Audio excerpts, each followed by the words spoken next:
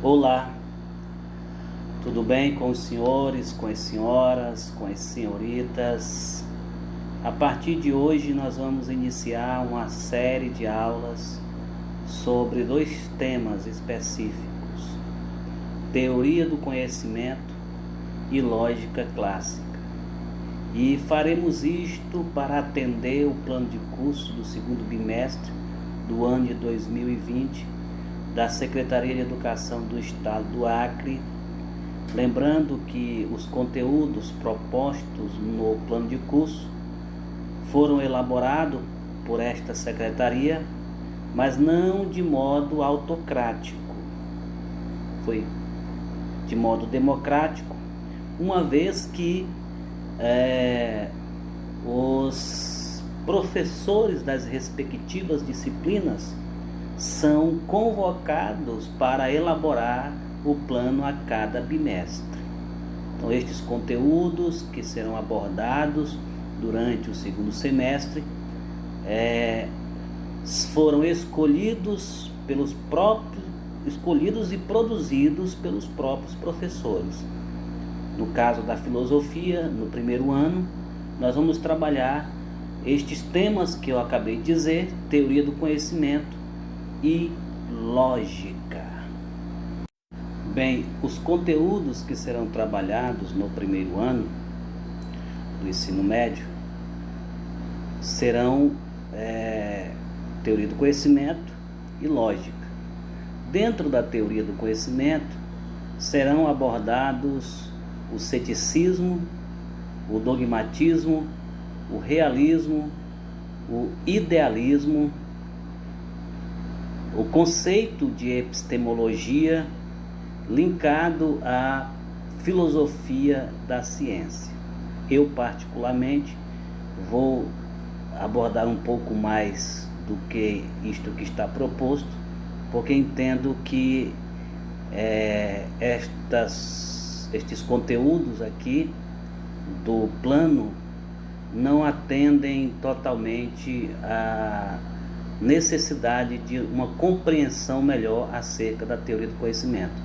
A meu ver, falta aqui alguns conceitos básicos que eu pretendo trabalhá-los, abordá-los à medida das aulas para os meus alunos, né? Além de teoria do conhecimento, a lógica também será abordada no primeiro ano, que é a lógica clássica, certo?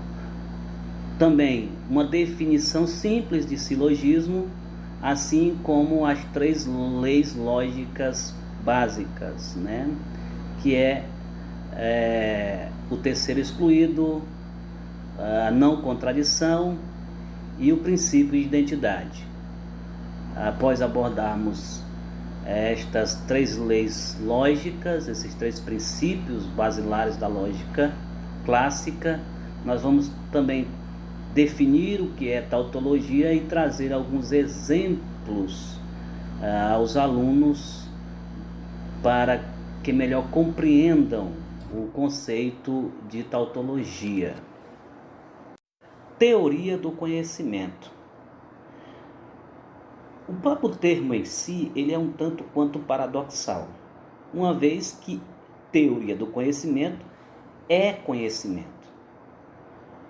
Mas ao tempo em que é conhecimento, é um conhecimento que busca investigar o próprio conhecimento. Lembrando que essa necessidade, esse desejo de entender o que é o conhecimento sempre permeou o pensamento filosófico desde os seus primórdios. Lá entre os clássicos ainda, na filosofia antiga, já se fazia uma distinção, ou se buscava fazer uma cisão entre episteme e doxa. Episteme como a ideia de conhecimento verdadeiro. A palavra episteme é uma palavra grega que pode ser traduzido para o português como ciência. Então, episteme, doxa que significa opinião, crenças de pessoas em particular ou de grupos. Para os filósofos, desde os primórdios, desde o começo, era necessário fazer uma distinção clara entre episteme, ciência, conhecimento, e doxa, opinião e crença. Sendo que conhecimento, episteme, é necessariamente o conhecimento verdadeiro. Não existe conhecimento se ele não é verdadeiro. Não há conhecimento falso. O que nós chamamos de conhecimento falso em si mesmo já é uma contradição, porque se é falsidade, não pode ser conhecimento, certo? Seria então, para os gregos, a doxa. Seria uma mera opinião, seria uma mera crença, mas não conhecimento, porque conhecimento ele precisa ser justificado, e justificado de um modo bem geral para os filósofos já na antiguidade, seria aquele conhecimento que obedece o princípio da correspondência, ou seja, a ideia de que o que eu digo, o que eu expresso, o que eu sei, deve corresponder com a realidade. Se o que eu digo que sei não corresponde com a realidade, então eu não tenho conhecimento.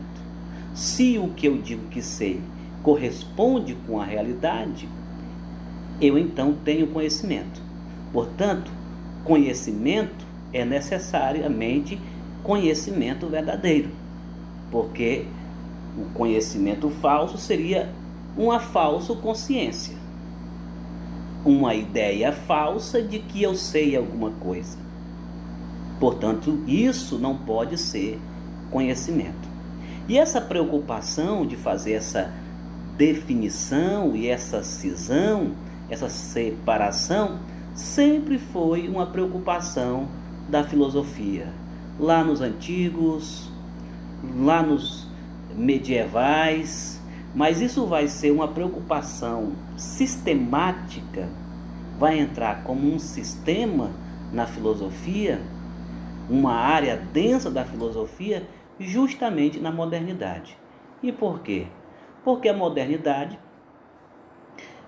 traz como premissa basilar a ideia de que a razão é capaz de dizer o que é o mundo, sem recorrer a explicações míticas, religiosas ou metafísicas.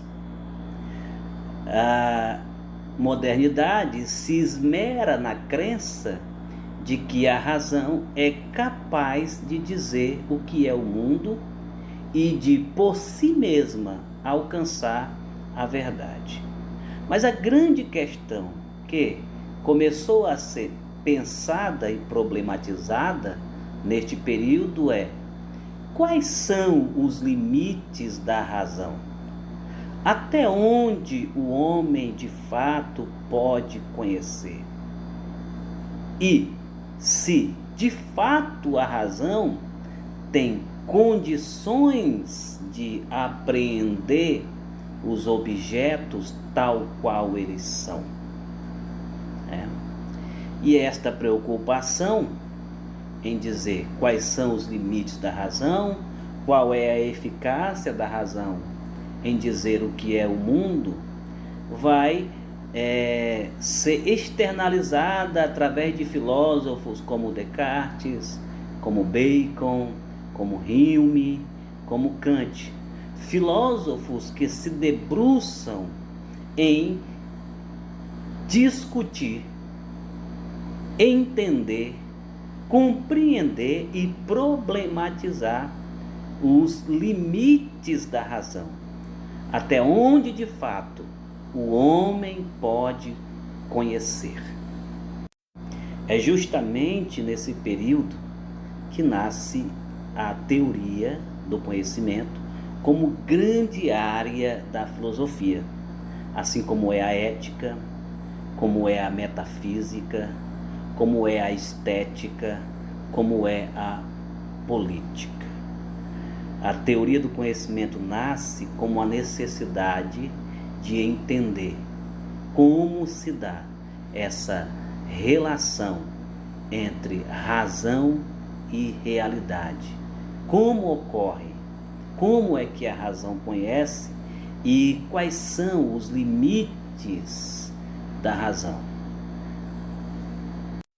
Bem, antes de discorrermos sobre as principais questões da teoria do conhecimento,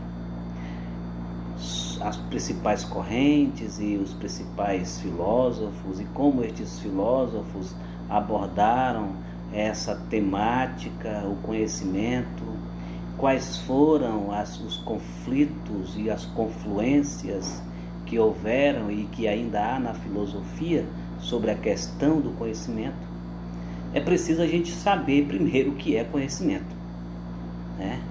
Geralmente as pessoas não se perguntam sobre isso. As pessoas sabem que conhecem alguma coisa, e algumas pensam que sabem, mas não sabem, porque o que sabem são meras crenças, meras opiniões. Mas o fato é que a maioria das pessoas, não só de senso comum, mas também no âmbito da ciência, se perguntam o que é o conhecimento. Bem, a filosofia sempre vai na contramão da grande massa. Ela pergunta, e ela pergunta muito. E uma das perguntas que ela faz é: o que é mesmo o conhecimento? Bem, numa definição simplória, eu poderia dizer aos senhores, às senhoras e às senhoritas, que o conhecimento é uma relação entre sujeito e objeto. Isso significa o quê? Isso significa que não existe conhecimento sem o sujeito e sem o objeto. Para existir conhecimento, é necessário haver o sujeito cognoscente e o objeto a ser conhecido. E mais do que isso, mais do que a existência desses dois polos, é preciso que estes dois polos estejam numa relação recíproca. Ou seja, o sujeito afetando o objeto e o objeto afetando o sujeito. Quando há essa relação recíproca entre sujeito e objeto, nós temos então o conhecimento. Agora, é preciso deixar claro que o conhecimento nem é o sujeito e nem é o objeto. Portanto, o conhecimento é um terceiro. E aí nós poderíamos dizer o seguinte, que o conhecimento, o sujeito e o objeto são instâncias diferentes da mesma realidade. Ou seja, é possível dizer que se o conhecimento é um terceiro, um resultado da relação sujeito e objeto, ele é um outro, e esse outro é o que eu vou chamar aqui de representação, ou imagem que o sujeito possui acerca do objeto. Entenda-se aqui objeto como toda a realidade, ok? Então, a questão toda é saber se, primeiro, é possível essa relação entre sujeito e objeto? Ocorre de fato esta relação? Se esta relação não ocorre, então o conhecimento não é possível. Certo? Para haver conhecimento, como disse, é preciso que haja essa relação. Porque o conhecimento, ele é um terceiro e, portanto, uma representação que o sujeito tem do objeto. Agora, ocorre de fato esta relação? Há de fato essa possibilidade de relação recíproca entre sujeito e objeto? E se de fato é possível, quais são as origens do conhecimento? Onde nasce de fato, começa o conhecimento humano? Começa na razão? Começa no objeto? Ou ele é uma síntese entre sujeito e objeto? Estas são questões basilares, fundamentais da teoria do conhecimento. É sobre questões como essas, que perguntam pelos fundamentos do conhecimento, que a teoria do conhecimento se debruça. Então percebam que não é fácil a tarefa da teoria do conhecimento. Dizer o que é conhecimento é algo extremamente complexo. Buscar compreender os fundamentos do conhecimento, mas mais do que isso, problematizar o próprio conhecimento é uma tarefa um tanto quanto complexa. Mas é justamente sobre isso que nós vamos discorrer ao longo destas aulas, com o objetivo de dar minimamente uma compreensão aos nossos alunos da importância da teoria do conhecimento e uma visão geral de como foi respondida estas questões ao longo da história da filosofia. Essas questões respondidas buscaram responder e dizer quais são os fundamentos do conhecimento. Entendem? A teoria do conhecimento não quer saber quais foram os processos, ou quais são os processos psicológicos que o cérebro utiliza para conhecer. Essas questões aí não é tarefa da filosofia, talvez da psicologia, da neurociência. A teoria do conhecimento busca saber os fundamentos que dão base para todo e qualquer conhecimento, independente do tipo de conhecimento. Quais são os fundamentos que são os mesmos, independente do tipo de conhecimento, independente das subjetividades, independente de como esse sujeito apreende o objeto, independente dos processos mentais pelos quais o sujeito cognoscente conhece o objeto. A teoria do conhecimento busca, portanto, como já disse, os fundamentos para dizer o que é o conhecimento.